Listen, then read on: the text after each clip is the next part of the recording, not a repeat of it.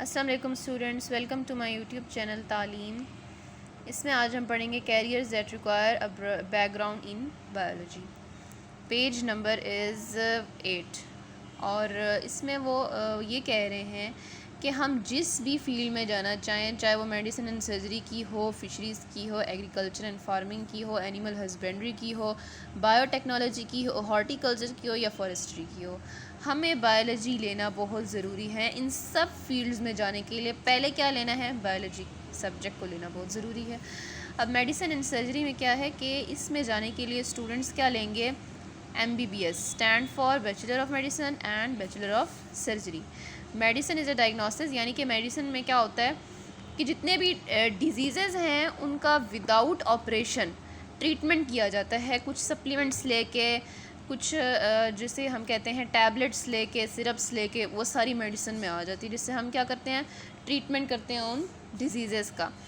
Surgery वो branch है जिसके अंदर डिफरेंट जो डिजीज़ेज़ होती हैं उनका ट्रीटमेंट किस तरह से होता है? ऑपरेशन के थ्रू होता है, यानी कि उनका रिमूवल और उनकी रिप्लेसमेंट होती है, डिफेक्टिव पार्ट्स की होती है। Defective parts for example gall bladder है, उसके अंदर स्टोन्स हैं, तो उसको रिमूव करने में रिमूवल सर्जरी में वो रिमूव होते हैं। और अगर किडनीज़ में कोई प्रॉब्लम है तो वो किस तरह होंगी? रिप्लेस होंगी। वो डिफेक्टिव पार्ट जो है उसको रिप्लेस करके हम लोग नई किडनी लगा दें, अच्छी किडनी लगा दें, तो वो रिप्लेसमेंट वाली सर्जरी में आ जाते हैं। आफ्टर MBBS, यानी MBBS के बाद student can specialise in various fields of medicine surgery. Medicine और सर्जरी की डिफरेंट फील्ड्स के अंदर स्टूडेंट क्या कर सकता है? स्पेशलाइज कर सकता है। स्पेशलाइज कर सकता है जैसे कि अब हमारे पास मेडिसिन में डर्मेटोलॉजी में डर्मेटोलॉजिस्ट बन सकता है, यानी स्किन स्पेशलिस्ट बन सकता है, इमरजेंसी मेडिसिन ले सकता है, ऑप्थेमोलॉजी ले सकता है। उसके बाद सर्जरी में क्या होगा? यानी कि MBBS पढ़ने के बाद हम इन फील्ड्स में जा सकते हैं। Invasive cardiology, cardiology related with heart, यानी कि हार्ट की सर्जरी वगैरह करना इन्वेसिव कार्डियोलॉजी में आ जाते हैं। और उसके बाद रेडियोलॉजी, रेडियोलॉजी का मतलब है इसमें रेडियो एक्टिव एलिमेंट्स को यूज़ करके सर्जरी की जाती है, ऑपरेशन किया जाता है। जैसे थायराइड ग्लैंड है तो इसके अंदर रेडियोलॉजी से इसको ट्रीट करते हैं कुछ लोग, क्योंकि इसमें रेडियो एक्टिव एलिमेंट जो है उसको थायराइड ग्लैंड से वो करवा के तो उसका ट्रीटमेंट करवाया जाता है। उसके बाद fisheries, careers associated with fisheries are wildlife specialist, यानी कि इन्होंने क्या किया होता है? वाइल्ड लाइफ में स्पेशलिस्ट होते हैं ये। इनको फ़िशेस के बारे में सब कुछ पता होता है, उनकी क्या क्या ब्रीड्स हैं, उनकी क्या क्या डिफरेंट टाइप्स हैं। Fishery biologist and improvement of fish production, ये क्या करते हैं? वाइल्ड लाइफ स्पेशलिस्ट होते हैं और फिशरी बायोलॉजिस्ट होते हैं, और ये इम्प्रूवमेंट करते हैं, फ़िश प्रोडक्शन की इम्प्रूवमेंट में काम करते हैं। इनको इन सब चीज़ों के बारे में पता होता है। और फिशरी बायोलॉजिस्ट क्या होता है? यानी कि वो बंदा जो कि फ़िशेस के बारे में सारी जानकारी हासिल करता हो। उसके बाद है एग्रीकल्चर एंड फार्मिंग। इसमें क्या है कि agriculture means to cultivate land, यानी कि किसी भी जगह को कल्टीवेशन करना, यानी कि अगर वो बैरन है तो उसके ऊपर कल्टीवेशन करना, अगर वो बंजर है तो उस पर पौधे वगैरह लगाना, उसके ऊपर क्रॉप्स डिफरेंट लगाना, कल्टीवेट करना लैंड को।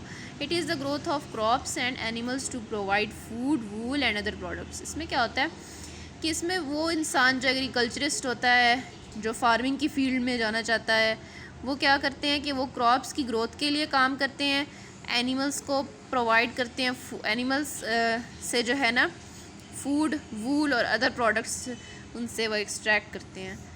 Carriers associated with agriculture are food scientist, agricultural engineer, agricultural entomologist. Agriculture जो लोग लेते हैं तो वो क्या होते हैं? वो एक तो तीन मतलब कि उनकी फील्ड्स होती हैं डिफरेंट, जो एग्रीकल्चर से एसोसिएटेड होते हैं लोग।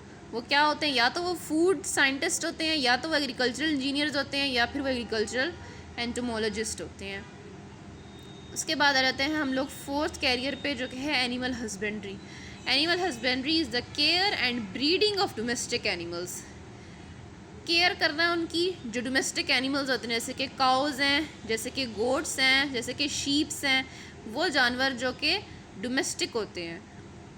जो हम पालते हैं, यानी कि जो जिनसे हम लोग मिल्क लेते हैं या जिनसे हम लोग मीट लेते हैं, वूल लेते हैं, वो डोमेस्टिक एनिमल्स होते हैं। उनकी केयर करना और ब्रीडिंग करना। ब्रीडिंग से यहाँ पे मतलब है कि उनकी नस्ल अफजाइश करना, यानी उनकी नस्ल बढ़ाना। तो उनकी कैसे होती है ब्रीडिंग, कैसे होती है रिप्रोडक्शन, कैसे होती है उनमें। The career associated with animal husbandry are vet, animal breeders, animal trainer etcetera.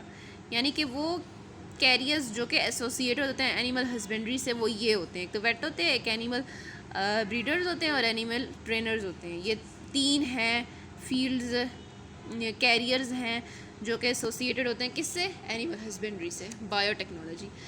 Biotechnology is the use of living organism और their compounds to make useful products. यानी कि उसमें हम लिविंग ऑर्गेनिजम्स को यूज़ करते हैं या उनके उन कंपाउंड्स को यूज़ कर सकते हैं जिससे हम प्रोडक्ट्स बना सकें अपने फ़ायदे के लिए, अपने पर्पस के लिए। जैसे कि अब बैक्टीरिया है, उसके अंदर हमने इंसुलिन, ह्यूमन इंसुलिन है, इंसुलिन का जीन उनमें डाल दिया। अब क्या होगा कि वो बैक्टीरिया ग्रो करेगा।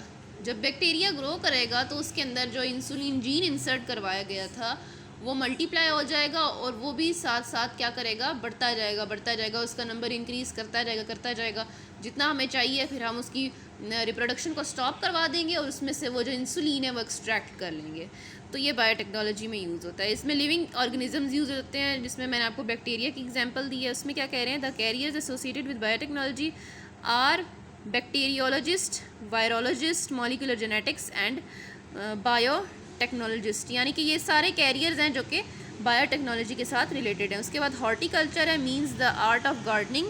The career involved are plant breeders, horticulturist etcetera. Plant breeders होते हैं इसके अंदर और हॉर्टिकल्चरिस्ट होते हैं। हॉर्टिकल्चर का क्या मतलब है, आर्ट ऑफ गार्डनिंग। अब यहाँ पे गार्डनिंग का क्या मतलब है, यानी कि फूल लगाना, डिफरेंट प्लांट्स सो करना और उनकी वैरायटी ऑफ प्लांट्स लेना। जैसे सीड्स हम सो करते हैं, रोज़ का अगर फ्लावर है तो उसमें वाइट कलर के भी होते हैं रोज़, रेड कलर के भी होते हैं, ब्लैक कलर के भी होते हैं। तो इस तरह गार्डनिंग करना। इसमें प्लांट ब्रीडर्स होते हैं, यानी वो लोग जो कि प्लांट्स के बारे में जानते हों, उनकी ब्रीड्स के बारे में, उनकी डिफरेंट टाइप्स के बारे में जानते हों, वो ये काम कर सकते हैं। उसके बाद forestry is the science of planting, managing the end caring for forest. इसमें क्या होता है, फॉरेस्ट्री नाम ही हमें यही बताता है कि ये फॉरेस्ट से रिलेटेड होगा। तो यानी कि इसमें इन्वॉल्व होती हैं प्लांटिंग की साइंस इन्वॉल्व होती है, उसको कैसे हम मैनेज कर सकते हैं प्लांट्स को। यानी फॉरेस्ट फायर अगर हो जाए तो हम कैसे उस लैंड को यूज़ कर सकते हैं डिफरेंट प्लांट्स ग्रो करने के लिए फॉरेस्ट में। और उसके बाद केयर कैसे कर सकते हैं हम फॉरेस्ट की, उसमें कोई डिज़ीज़ ना फैल जाए प्लांट्स को, ट्रीज़ को। तो ये सारा फॉरेस्ट्री में आता है। The careers related to forestry और फॉरेस्ट ऑफिसर होते हैं, वो लोग जो कि फॉरेस्ट्री में काम अगर करना चाहें तो या तो वो फॉरेस्ट ऑफिसर हो जाएं या फॉरेस्ट इकोलॉजिस्ट या एनवायरमेंटल इंजीनियर। ये डिफरेंट कैरियर्स हैं जो कि फॉरेस्ट्री के साथ रिलेटेड हैं।